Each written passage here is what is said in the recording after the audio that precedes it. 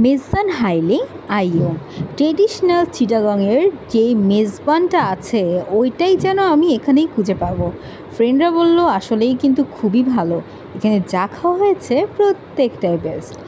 তাই মেজবানে এসে মেজবান খাবো না সে কীভাবে হয়।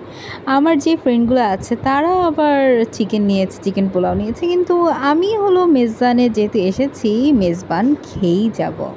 মেজবানের মধ্যে যে মিনি প্যাকটি মানে সবচেয়ে ছোট একটি প্যাকেজ বা কম্বোই বলতে পারি, সেইখানে ছিল এই ডাল এবং মেজবান গরুর মাংস।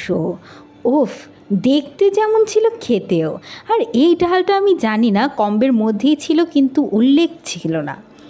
বাস পেয়ে গেলাম এই তিনটি, সেই ডালটি আর মেজবানের জুসি সেই মাংসটা ট্রেডিশনাল সাথে সাথে আর আনলিমিটেড ভাত মাত্র 290 টাকায়।